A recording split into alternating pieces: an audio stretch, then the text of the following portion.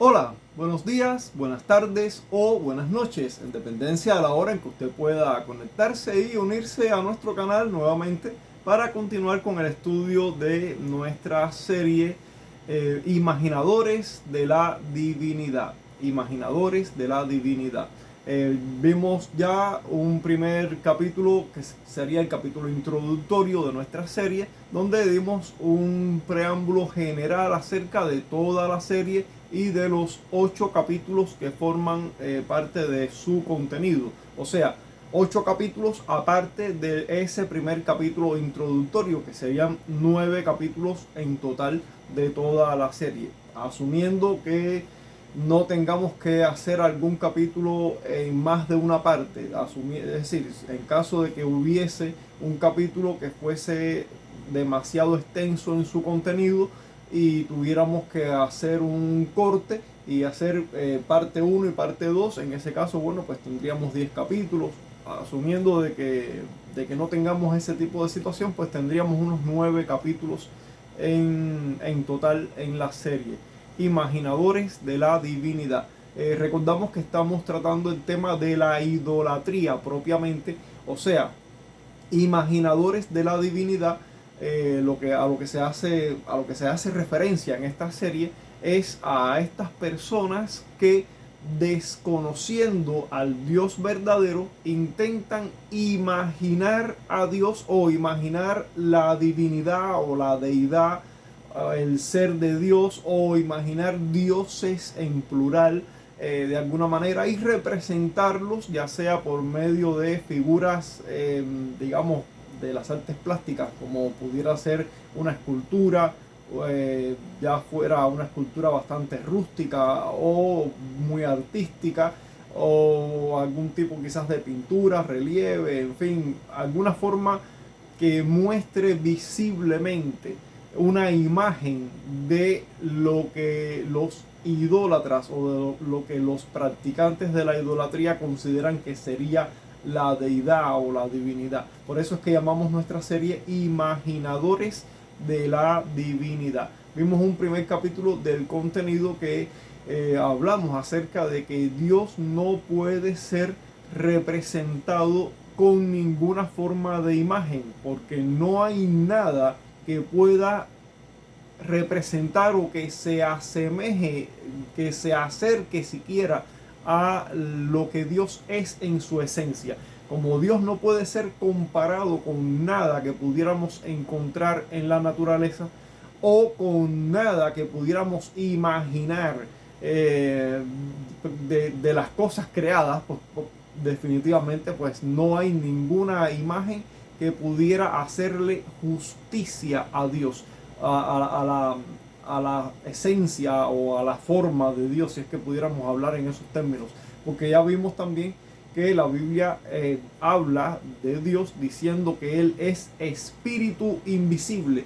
O sea, ¿qué forma pudiéramos darle a un espíritu? Pues a un espíritu no podemos darle forma alguna. Lo más cercano que la Biblia establece acerca de esa forma para el espíritu es que emplea la palabra viento, la palabra aire o viento propiamente, para hacer referencia al espíritu, porque es, digamos que en la naturaleza, lo más que se asemeja, lo más cercano posible. Pero ¿qué forma pudieras darle al viento? Pues al viento no puedes darle forma alguna, no hay manera de darle forma. O sea, ¿qué forma tiene el viento? ¿Tiene forma de triángulo, de rectángulo, de, no sé, de rombo? ¿Qué forma tiene el viento? No le puedes dar forma. En ese sentido, Dios es así. Por eso es que la Biblia usa esa palabra, la palabra viento, para referirse al espíritu. Y dice que Dios es espíritu. Eso lo vemos en el Evangelio de Juan, capítulo 4, verso 24, si mal no recuerdo. Bueno, está ahí en el Evangelio de Juan, capítulo 4, ahí pueden encontrar esta frase. Y en la carta de Pablo a los Colosenses, capítulo 1, verso 15, específicamente dice que Dios es invisible. O sea, si Dios es invisible, ¿cómo vas a darle forma a algo que no se puede ver? Definitivamente no hay manera, no hay manera. Por eso es que Dios dice enfáticamente y no solo enfáticamente, sino a modo de ordenanza, porque lo vimos en los 10 mandamientos. Eso fue parte de lo que vimos en ese capítulo primero también, que en los 10 mandamientos, donde Dios hace un resumen de toda la ley, Dios habla de la idolatría, y un mandamiento expreso respecto a ese asunto es que no te harás imágenes, no usarás imágenes para adorar a Dios a través de esas imágenes, no lo harás, porque no hay nada que se parezca a Dios, y nada de esas imágenes que pudieras crear le hace a Dios verdadera justicia. Por lo tanto, no debes hacerlo, y Dios ordena enfáticamente que no se haga. Bien, en general eso es, digamos que un resumen de lo que vimos en el capítulo 1. No podemos repetir todo el capítulo 1 en este momento porque sería demasiado extenso. Aparte, no tiene lógica que repitamos un capítulo aquí. Así que bueno, pues le invitamos a ver el capítulo 1 de nuestra serie. O sea, el capítulo 1 del contenido después del capítulo introductorio. Entonces vamos a entrar en el capítulo 2 del contenido, que se titula Dios afirma ser uno y único. Uno y único. Dice allí Isaías 41, los versos del 1 al 10, y también Isaías 43, verso 10. Dice allí: escuchadme, costas, y esfuércense los pueblos. Acérquense y entonces hablen. Estemos juntamente a juicio. ¿Quién despertó del oriente al justo? Lo llamó para que le siguiese, entregó delante de él naciones y le hizo enseñorear de reyes. Los entregó a su espada como polvo, como hojarasca que su arco arrebata. Los siguió, pasó en paz por camino por donde sus pies nunca habían entrado. ¿Quién hizo y realizó esto? ¿Quién llama las generaciones desde el principio? Yo, Jehová, el primero, y yo mismo con los postreros. Las costas vieron y tuvieron temor. Los confines de la tierra se espantaron, se congregaron y vinieron. Cada cual ayudó a su vecino, y a su hermano dijo: esfuérzate. El carpintero animó al platero, y el que alisaba con martillo al que batía en el yunque, diciendo: buena está la soldadura. Y lo afirmó con clavos para que no se moviese. Pero tú, Israel, siervo mío eres, tú, Jacob, a quien yo escogí, descendencia de Abraham, mi amigo, porque te tomé de los confines de la tierra, y de tierras lejanas te llamé, y te dije: mi siervo eres tú. Te escogí y no te deseché. No temas, porque yo estoy contigo. No desmayes, porque yo soy tu Dios, que te esfuerzo. Siempre te ayudaré, siempre te sustentaré con la diestra de mi justicia. Y el capítulo 43, verso 10, dice: vosotros sois mis testigos, dice Jehová, y mi siervo que yo escogí, para que me conozcáis y creáis y entendáis que yo mismo soy. Antes de mí no fue formado Dios, ni lo será después de mí. Este pasaje le ha dado, digamos que, alguna dificultad también a los comentaristas, a los eruditos más de más renombre. O sea, yo no pretendo darle a este pasaje una interpretación de detalles que ni aún los más encumbrados eruditos han logrado concordar con todos sus detalles. Ciertamente hay algo de misterio, digámoslo así, en este pasaje. O sea, cuando Dios dice que llamó al justo del oriente y le entregó naciones, ¿de qué justo se refiere? Estaría hablando de Jesús a modo de espiritual, pero hay otras cosas aquí en el pasaje que no pareciera hablar de Jesús propiamente. Algunos eruditos asumen que este justo, que no es que porque fuera justo intrínsecamente en sí mismo, sino porque estaba cumpliendo una obra que era el decreto de Dios propiamente, y en ese sentido estaba cumpliendo con cierta justicia divina. y puede ser que se estuviera refiriendo al rey Ciro, cuando le entregó todas estas naciones como Babilonia y otros imperios, el imperio medo-persa, todo, en fin, cayó en sus manos. Y como las costas, o sea, otras naciones, otros países, esa expresión, las costas, es como refiriéndose a países lejanos, a los países que serían como hasta los confines de la tierra, cómo se espantaron ante el avance de Ciro, que tomaba las naciones, que las pisoteaba, como que fueron entregadas a su espada, como polvo, como dice el texto, en fin. ¿Y cuál fue el refugio que estas naciones intentaron buscar para encontrar algún tipo de alivio, de consuelo en su temor? Pues vamos a entregarnos a la idolatría. Por eso es que dice que cada uno ayudó a su vecino, a su hermano, y uno, el platero, al carpintero, y el platero, y el que batía en el yunque, y con el que alisaba con el martillo. Estaba hablando de los fabricantes de ídolos.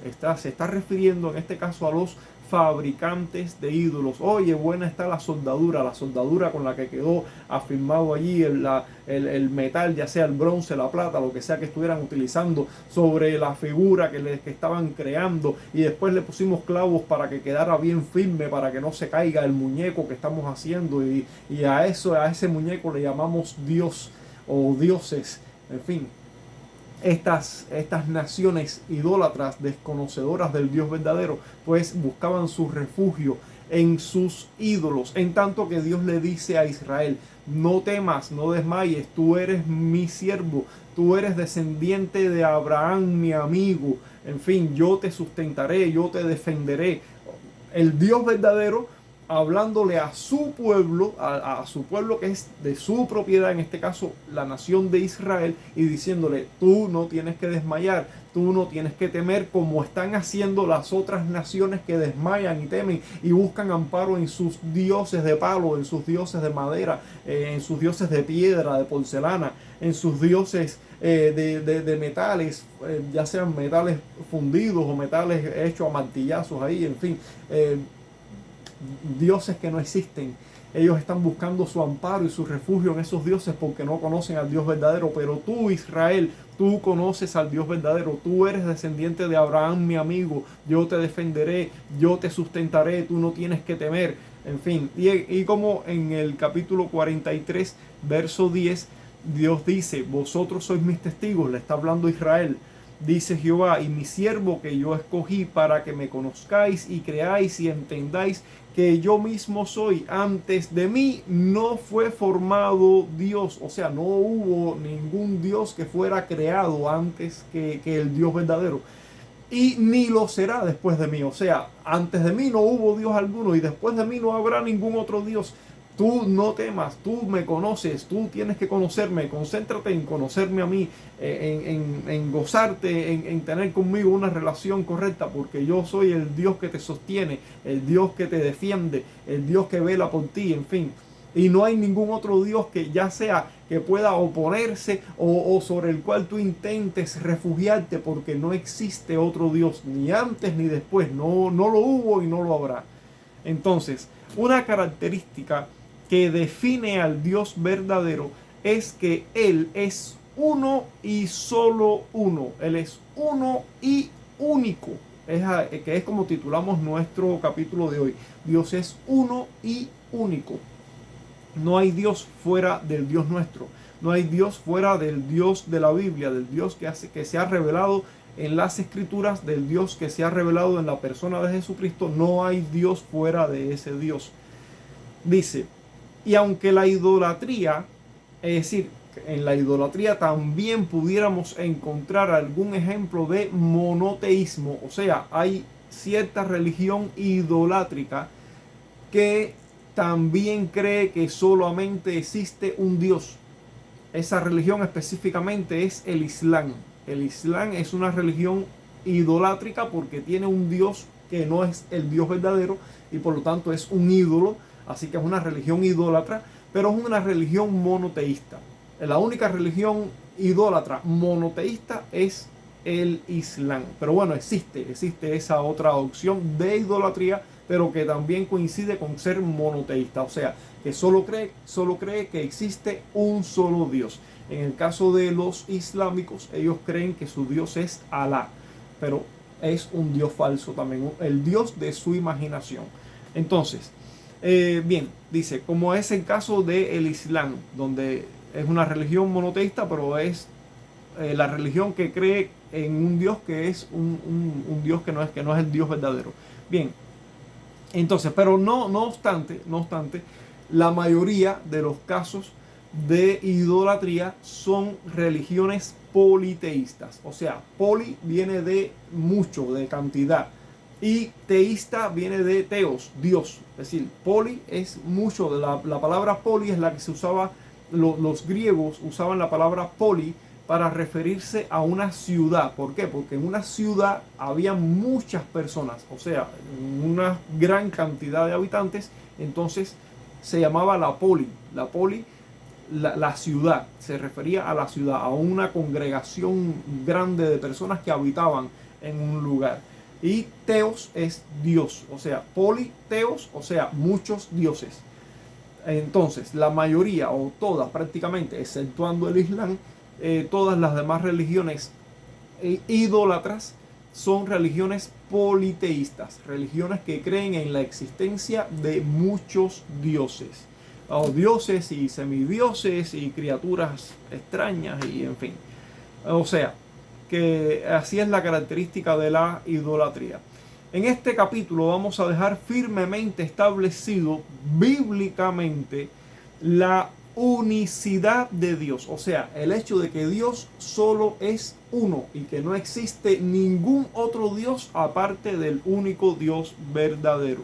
Vamos a compartir una serie de textos bíblicos que muestran de manera inequívoca que fuera del Dios único no existe ningún otro Dios.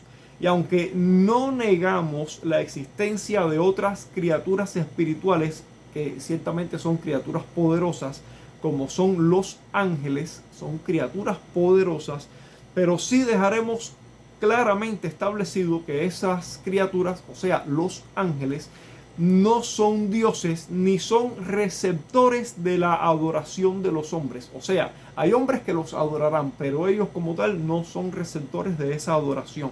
Los demonios intentan ser receptores de adoración, pero no, aunque hayan hombres que los adoren, eso no significa que esa sea una adoración legítima. No es una adoración legítima. Legítimamente los demonios, en este caso los ángeles caídos, pues aunque reciban adoración de los hombres, pero no es legal, no es una adoración legítima.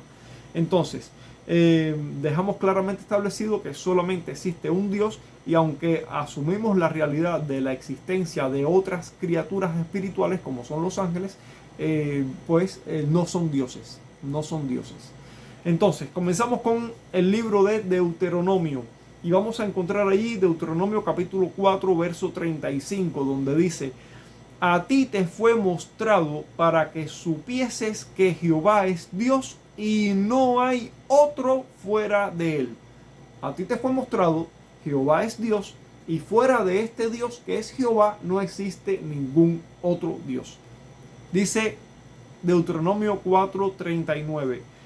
Aprende pues hoy y reflexiona en tu corazón que Jehová es Dios arriba en el cielo y abajo en la tierra, y no hay otro. Dios, Jehová, es Dios en el cielo, es Dios en la tierra, y no hay Dios aparte de este Dios Jehová. No existe otro Dios, ni hay lugar para otro Dios. Dios es Dios en el cielo, en toda la expansión del universo, Dios es el único Dios, y en la tierra es el único Dios, no existe otro Dios y no hay lugar para otro Dios. Dice capítulo 6, Deuteronomio capítulo 6, verso 4. Oye Israel, Jehová nuestro Dios, Jehová uno es. Jehová nuestro Dios, Jehová uno es. Alguien pudiera decir, sí, Jehová es uno, pero puede ser que haya otro que se llame, no sé, Perico, póngale el nombre que usted quiera.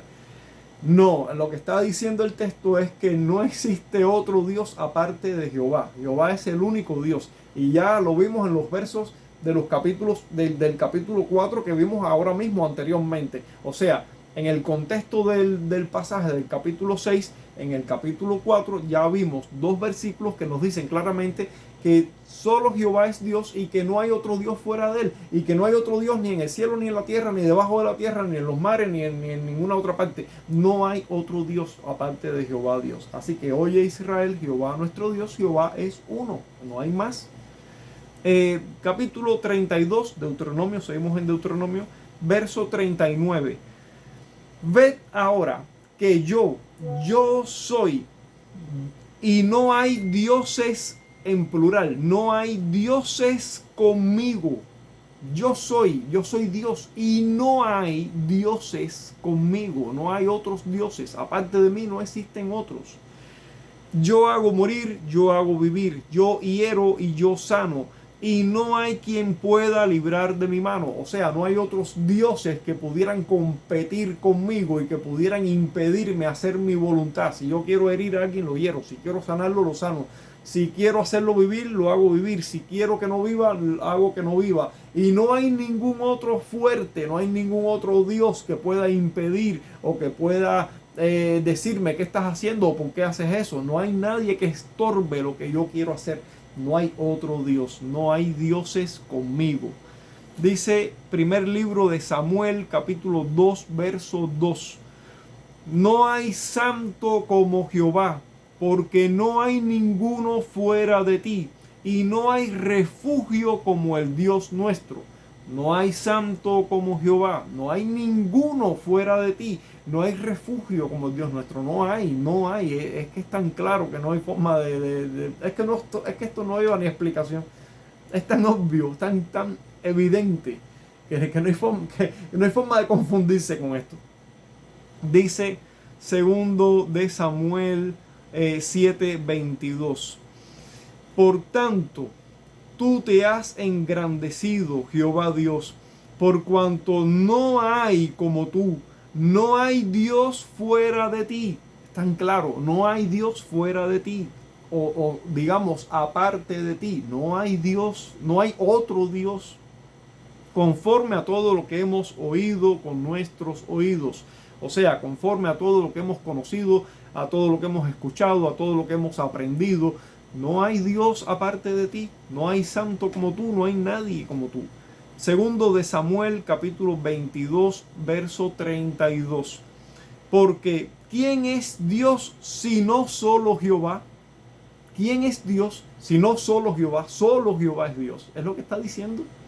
¿Y qué roca hay fuera de nuestro Dios? ¿Qué roca? La expresión roca se refiere a un lugar de refugio, como una fortaleza, como un lugar fuerte, como un lugar firme, como un lugar donde una persona puede encontrar amparo, refugio, un lugar donde puedes encontrar seguridad. ¿Quién es la roca? ¿Quién es el Salvador?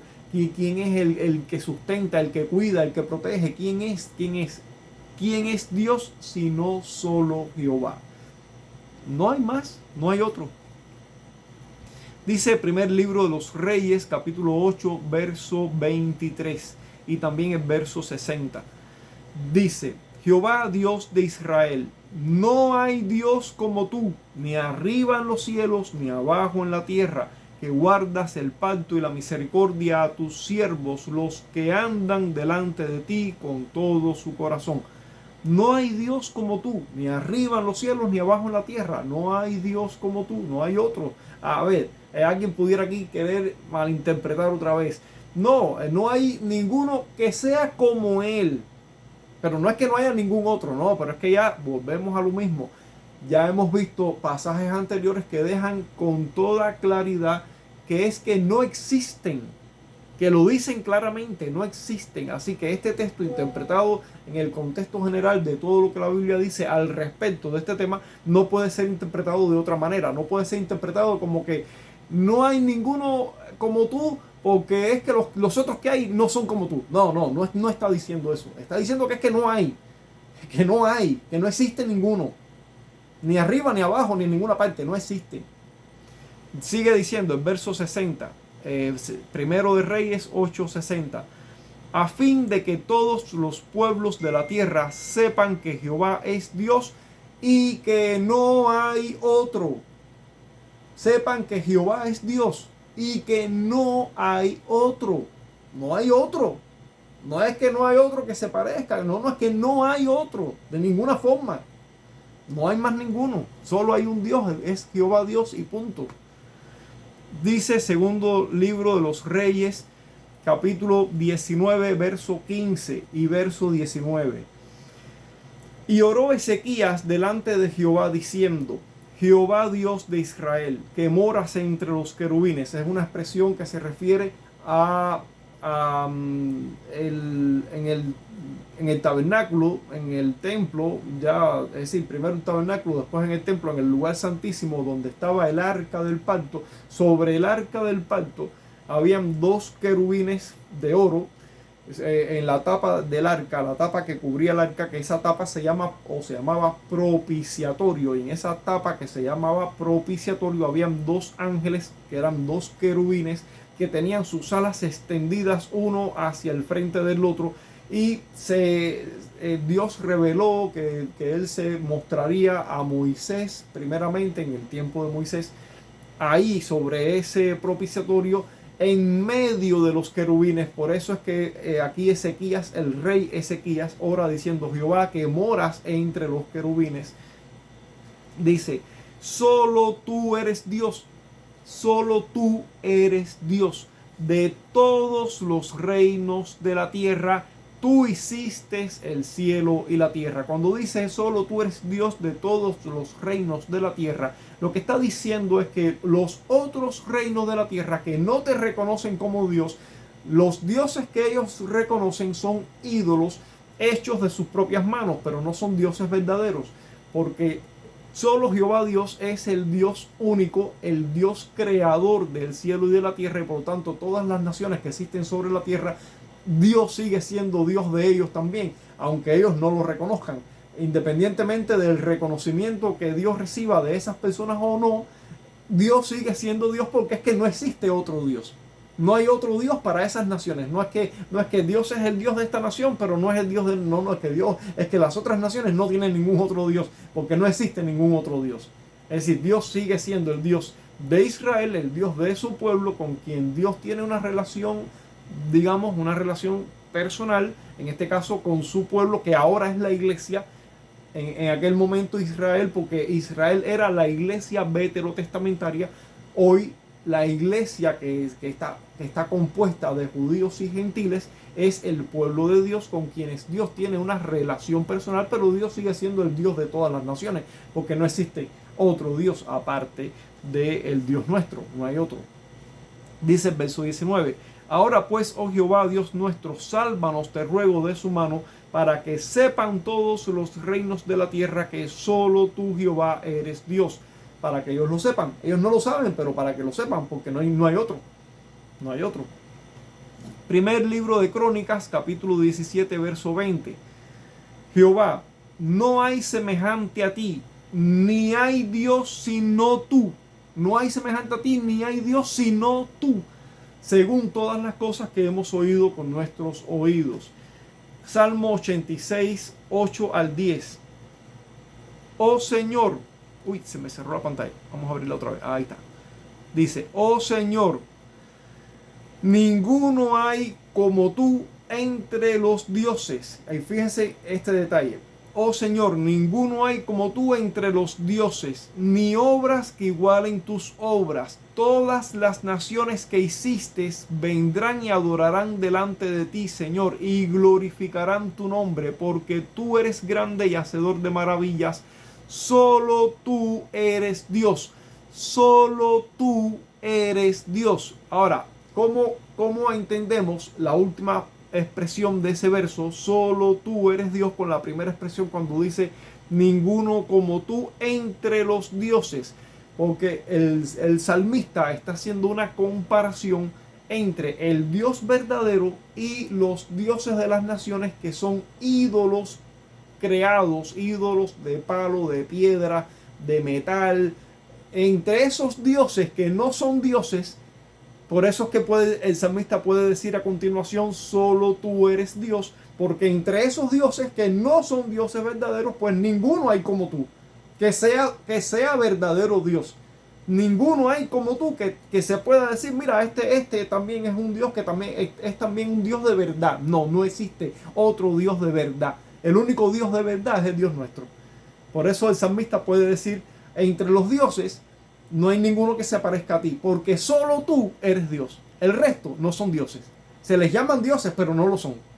Son de piedra, de palo, pero no son dioses de verdad. Por lo tanto, ninguno hay como tú. Se puede decir la expresión entre los dioses y asumir entendiblemente de que Dios sigue siendo único y no hay más ninguno fuera de él. Isaías 37:20 dice, ahora pues, Jehová Dios nuestro, líbranos de su mano para que todos los reinos de la tierra conozcan que solo tú eres Jehová. Es la misma situación de Ezequías que vimos anteriormente. Solo tú, no hay las otras naciones tienen sus dioses, pero sus dioses son de mentira. Pero solo tú eres Jehová, solo tú eres el Dios verdadero. Disculpen. Perdón. One second. Ok, seguimos. Entonces, dice Isaías 43:10. Este texto lo vimos al inicio. Vosotros pues sois mis testigos, dice Jehová, y mi siervo que yo escogí, para que me conozcáis y creáis y entendáis que yo mismo soy. Antes de mí no fue formado Dios, ni lo será después de mí. No hubo ningún Dios antes de mí. No habrá ningún otro Dios después de mí. Yo soy el primero, yo soy el postrero. Así se refiere Jesús a sí mismo. O sea, pero eso es otro tema. Pero no obstante, Dios está diciendo, yo soy el primero, yo soy el último. No hay, antes de mí no hubo ninguno y después de mí no habrá ninguno. Sigue diciendo, yo Jehová, y fuera de mí no hay quien salve. No hay quien salve porque no hay otro Dios. El único Dios que puede salvar es el Dios nuestro. Fuera del Dios nuestro no hay nadie más que pueda salvar. Yo anuncié y salvé e hice oír, y no hubo entre vosotros Dios ajeno. Vosotros pues sois mis testigos, dice Jehová, que yo soy Dios. Aún antes que hubiera día, yo era. Es decir, Dios existe antes de que existiera el tiempo. Cuando el tiempo no existía, Dios ya existía. Dios ya era. Dice, y no hay quien de mi mano libre. Lo que hago yo, ¿quién lo estorbará? Es algo más de lo que ya habíamos visto anteriormente. No hay otro Dios que sea un Dios verdadero, que sea otro verdadero Dios que pudiera competir con el Dios nuestro. No existe otro. Nadie puede estorbar a Dios en sus decretos, en su voluntad, en sus deseos. Nadie puede, porque no existe otro alguien que sea como Él. No existe. Sigue diciendo, Isaías 44:6. Así dice Jehová, Rey de Israel, y su Redentor, Jehová de los ejércitos. Yo soy el primero, yo soy el postrero, y fuera de mí no hay Dios. Y fuera de mí no hay Dios. ¿Y quién proclamará lo venidero? Lo declarará y lo pondrá en orden delante de mí, como hago yo desde que establecí el pueblo antiguo.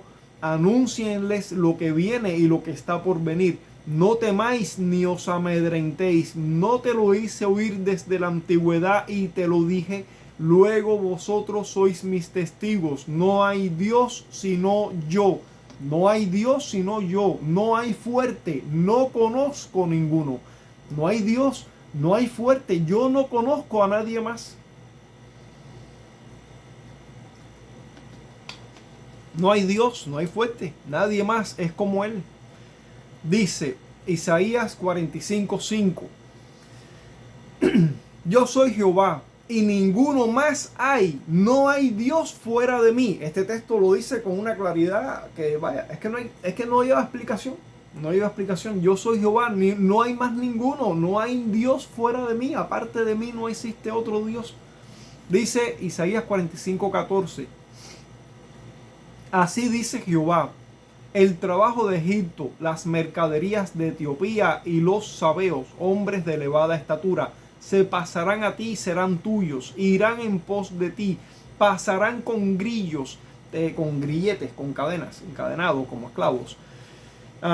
Te harán reverencia y te suplicarán diciendo: ciertamente en ti está Dios y no hay otro fuera de Dios. O sea, estos son hombres que practicaban la idolatría, que adoraban a otros dioses, y vendrán ante el pueblo de Dios y les dirán: ciertamente el único Dios que existe está entre ustedes, y aparte del Dios de ustedes no existe ningún otro Dios. Los dioses que nosotros adorábamos no eran verdaderos dioses. Eso es lo que está diciendo este verso. Dice el verso 18, Isaías 45, 18: porque así dijo Jehová, que creó los cielos. Él es Dios, el que formó la tierra, el que la hizo y la compuso. No la creó en vano, para que fuese habitada la creó. Yo soy Jehová y no hay otro. Yo soy Jehová y no hay otro. Dice el verso 21, Isaías 45, 21. Proclamad y hacedlos acercarse, y entren todos en consulta. ¿Quién hizo oír esto desde el principio y lo tiene dicho desde entonces, sino yo, Jehová? Y no hay más Dios que yo, y no hay más Dios que yo, Dios justo y salvador, ningún otro fuera de mí. Más claro ni el agua, ningún otro fuera de mí. Mirad a mí y sed salvos todos los términos de la tierra, porque yo soy Dios y no hay más. O sea, si vas a esperar salvación, solo puedes esperarla del único Dios verdadero, porque fuera del único Dios verdadero no existe ningún otro Dios que sea un verdadero Dios y que pueda darte salvación. La única salvación posible y disponible se encuentra en el único Dios verdadero. Dice Isaías 46, 9: acordaos de las cosas pasadas desde los tiempos antiguos, porque yo soy Dios y no hay otro. Es decir, yo soy Dios y no hay otro Dios, y nada hay semejante a mí. Una razón clara de por qué no debes practicar la idolatría o la construcción de ídolos para representar a Dios, porque no hay nada que se asemeje a Dios y no hay Dios fuera del único Dios verdadero, no hay otro. Dice el profeta Joel, vamos aquí. El profeta Joel, capítulo 2, verso 27: y conoceréis que en medio de Israel estoy yo. Dios es el que está hablando. Y conoceréis que en medio de Israel estoy yo, y que yo soy Jehová vuestro Dios, y no hay otro. Yo soy Jehová vuestro Dios, y no hay otro. Y mi pueblo nunca jamás será avergonzado. Entramos al Nuevo Testamento y vemos el Evangelio de Marcos, capítulo 12, verso 32. Entonces el escriba le dijo: bien, maestro. Un escriba que está hablando con Jesús y le dice: bien, maestro, verdad has dicho, que uno es Dios, y no hay otro fuera de él. Uno es Dios, Dios es solo uno, y no hay más ninguno aparte de este único Dios. Pablo le escribe a Timoteo, primera carta a Timoteo, capítulo 17, dice: por tanto, al Rey de los siglos, está hablando de Dios, al Rey de los siglos, inmortal, invisible, al único y sabio Dios, sea honor y gloria por los siglos de los siglos. Amén. Para los que creen en la existencia de una pluralidad de dioses, les mostramos, o sea, todos los pasajes que hemos visto saciadamente a lo largo de las Escrituras, desde el Deuteronomio hasta el Nuevo Testamento, o sea, prácticamente a lo largo de toda la Biblia, les mostramos que Dios en su revelación deja en claro que no existen dioses aparte de Él. No existe ningún otro Dios aparte de Él. los hombres crean dioses imaginarios conforme a sus propias limitaciones. Por eso es que los hombres que crean ídolos necesitan muchos dioses para que entre todos esos dioses se ocupen de esta multitud de cosas creadas en el universo. Así, los idólatras tienen un dios para la lluvia y la agricultura, un dios para los mares, un dios para los ríos, un dios para las montañas, un dios para las nubes, un dios para el viento, un dios para los astros, un dios para cuanta cosa exista. Porque pensar en un solo Dios que sea capaz de ocuparse de todas las cosas es tan inmenso y tan inimaginable que no lo pueden concebir. Por eso es que no buscan. Hay una excepción, como ya vimos ya en el caso del Islam, que tiene un Dios imaginario, un ídolo, al que llaman Alá, y que es monoteísta, porque es una religión monoteísta, una religión que solo cree en un solo Dios, en ese caso en Alá, pero Alá es un Dios imaginario, igualmente es un ídolo, pero eso es una excepción. En la mayoría de los casos todos los idólatras son politeístas. Pero es posible que algunos hayan dado un paso más avanzado y abandonen el politeísmo propiamente y opten por una variante todavía idolátrica, por supuesto, de monoteísmo, aparte del Islam, que hablamos de él al principio, pero también está el ejemplo del panteísmo. El panteísmo es una religión donde sus adherentes, o sea, los creyentes de esa religión, asumen que Dios está en todas las cosas de la creación. Por eso se llama panteísmo. Teísmo de teos, que es Dios, son palabras griegas, y pan es la palabra griega para todo. O sea, cuando usted observa la creación, en la creación usted observa, como ya vimos, mares, vientos, montañas, astros, hierba, animales. Para el panteísta, Dios está integrado en toda la creación, en toda la creación. Por eso es pan, es todo. O sea, Dios está integrado en toda la creación. El panteísta ve un árbol y dice, Dios está en el árbol. El panteísta ve un venado y dice, Dios está en el venado. El panteísta ve una piedra y dice, Dios está en la piedra. El panteísta ve una cucaracha y dice, Dios está en la cucaracha. Es una forma de idolatría monoteísta, porque asume que solo existe un Dios, pero un Dios que forma parte de toda la creación y que está integrado con esa creación. Pero ese no es, definitivamente ese no es el Dios verdadero. El Dios verdadero es trascendente e inmanente, o sea, trasciende a la creación y es independiente de ella. Aunque puede estar presente en todas partes, no estamos hablando de panteísmo, o sea, Dios puede estar presente. Ahora, en cualquier lugar del mundo, usted puede elevar a Dios una oración y Dios puede estar ahí con usted en ese lugar. Porque Dios está omnipresente en todas partes. Pero no es que Dios esté, que forme parte, no es que Dios forme parte de todo lo que está alrededor suyo, sino que Dios puede estar presente, o sea, presencialmente con usted, pero no necesariamente que sea parte de la creación alrededor suya. O sea, a eso se refiere que Dios es omnipresente, pero no que sea parte de todas las cosas. Es decir, no es panteísmo, eso es otra herejía y una falsedad. Y es idolatría, un Dios falso. Entonces, Dios es el creador. Dios no forma parte de la creación. Dios es trascendente e inmanente, o sea, trasciende a la creación y es independiente de ella. Una última advertencia. Es posible tener un conocimiento intelectual correcto de la teología, un conocimiento correcto teológicamente acerca del ser de Dios, y aún así no estar en una correcta relación con Él.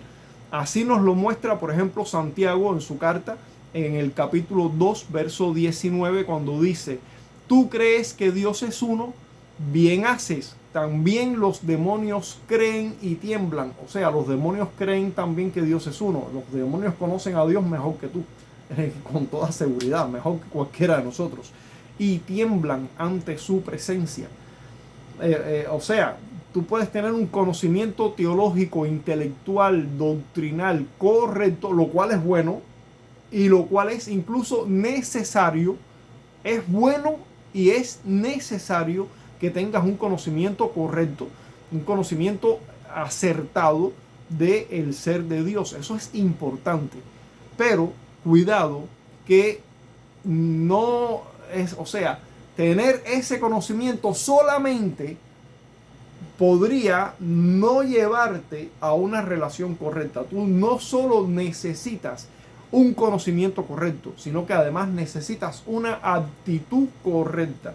Necesitas conocer correctamente a Dios, pero necesitas optar una actitud correcta ante Él también. O sea, fe y arrepentimiento, humildad, entrega, obediencia. Necesitas estas cosas para una relación correcta con Dios. Entonces, así nos lo muestra Santiago. Tú crees que Dios es uno, bien haces, porque es bien, correcto. Creer lo correcto es bueno. Pero también los demonios creen de la misma manera y tiemblan, porque tiemblan ante el Dios que conocen. Dice, en este texto Santiago nos pregunta, ¿tienes una fe, o sea, tienes un conocimiento intelectual, en este caso, basado en un conocimiento correcto del ser de Dios? Eso es bueno, eso es bueno. Pero los demonios también tienen ese conocimiento y tiemblan ante la presencia del Dios que conocen. Porque Dios castiga la maldad, porque Dios condena el pecado. Y si tú aún no has hecho las paces con Dios y no te has arrepentido de tus pecados y no has abandonado tu obstinada idolatría, porque entiende que idolatría es toda forma de adoración, veneración que no está dirigida correctamente al Dios verdadero. Si tú tienes una adoración que no es conforme a la revelación de Dios y no está dirigida correctamente al Dios verdadero, tú también eres un idólatra. Si tú tienes un concepto de Dios equivocado, tú estás creyendo en el Dios de tu imaginación y eso es un ídolo. Por lo tanto, tú podrías estar también en peligro delante de Dios, porque Dios castiga con ira, con justa ira. Es decir, la ira de Dios es justa, pero Dios castiga el pecado, Dios condena la maldad. Así que tienes que arrepentirte de tus pecados, tienes que ser humilde, tienes que confesar a Dios en fe y arrepentimiento a través del Señor Jesucristo. Jesús dijo, yo soy el camino, la verdad y la vida. Nadie viene al Padre si no es por mí. O sea, tienes que creer en Dios por medio de Jesucristo. Tienes que venir a los pies de Cristo. Si no vienes a los pies de Cristo, no puedes ir a Dios directamente. Tú tienes que ir a Dios a través de Cristo, porque Cristo es el mediador entre Dios y los hombres. Así es como Dios lo ha establecido y por lo tanto esa es la actitud correcta para tener una correcta relación con Dios y hacer las paces con Él. Entonces, si no haces así, aún estás sujeto a la maldición del pecado y la ira de Dios está sobre ti. Yo te deseo que Dios te bendiga y pues hagas caso de esta advertencia. Para el próximo capítulo de nuestra serie vamos a ver cómo Dios no comparte su gloria con los ídolos. Dios te bendiga y nos vemos en un siguiente capítulo.